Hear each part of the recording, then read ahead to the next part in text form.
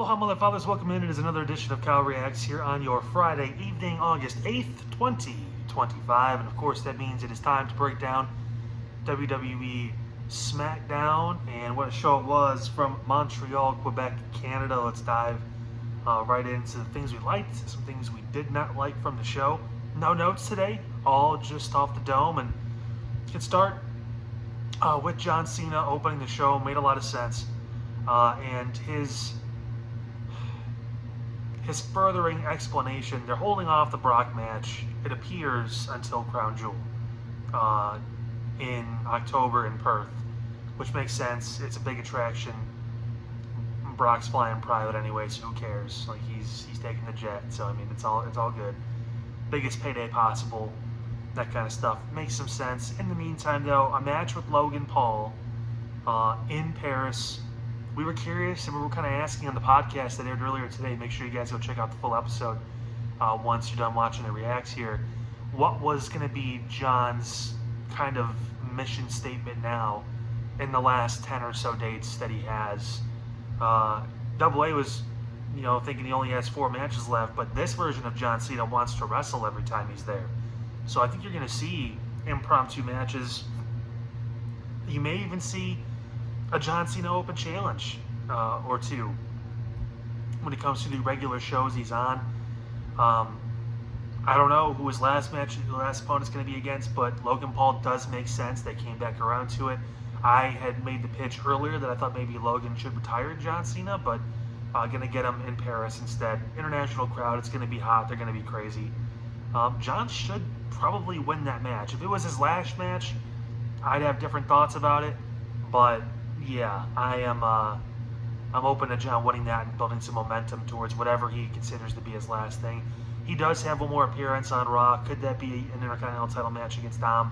It seems like maybe, with the exception of Brock, Cena will start putting over younger talent, or at least wrestling younger talent, in this last stage, these last few months of his run. So, crossing my fingers for that matchup. It'd be fun. He's called Dom possibly the future of the business too, so I'd look forward to that. A little bummed we didn't get more of a Brock Lesnar explanation. I think it's going to be very much kind of like, okay, now we have to hurry up and wait for this.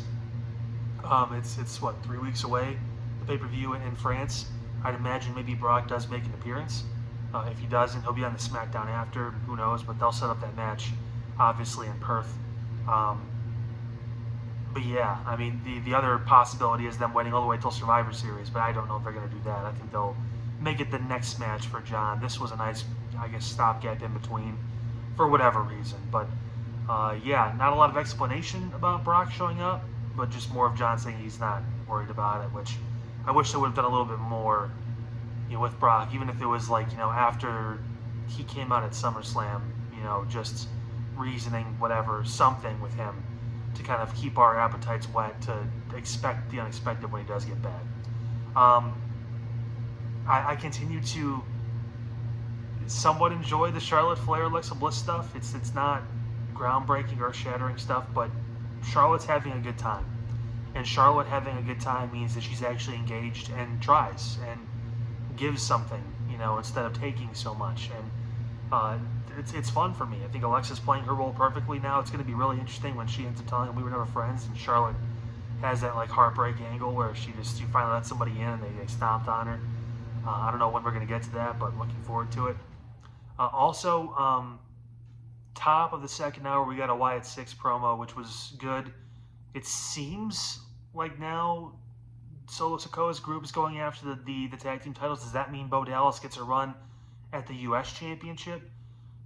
Since Miz and Melo are going to have their own side quest thing, which was good to see Melo, and I will talk about him in a second, but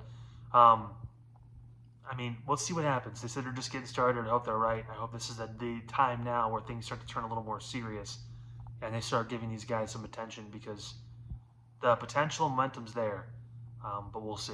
Also, mentioned Carmelo Hayes. He looks like he's trying to take some stuff seriously now. Everyone's talking about Braun Breaker. In NXT, everyone's talking about Trick Williams and Obafemi and these guys. Carmelo was the first. He was the original. He was the first round draft pick. He was the guy that people had their eye on. He's Shawn Michaels' pet project, all that stuff. he needs to be put in that spot, and he needs to show if he can sink or swim. Whether that's a mid-card championship, whatever, we need to make that happen. I don't know, the process, whatever it is, but yeah, looking forward to that. And the last thing that I don't know if I liked or disliked. It's more of kind of like a let's wait and see. He's been able to make pretty much anything good that he's been a part of, and that's Drew McIntyre. It looks like he's next in line now. He's going to be Cody's first feud in the second championship run.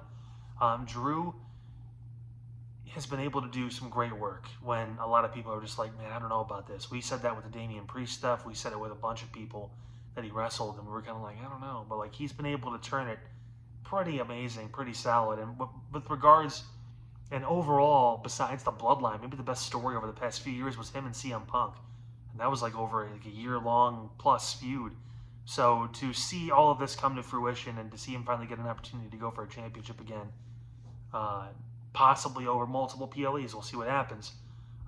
Cody's a marked man now with him. Looking forward to that. So also a little side quest. Enjoyed Aleister Black's promo.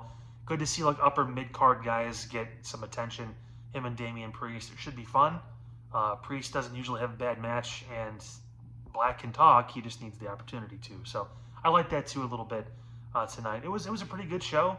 I love 2-hour Smackdown. It moves a little quicker, and we're obviously excited as we gear towards now after SummerSlam. This is the interesting part of the year where how do you keep our interest? They have John Cena crutch to rely on too, but he's going to be there as much as he can.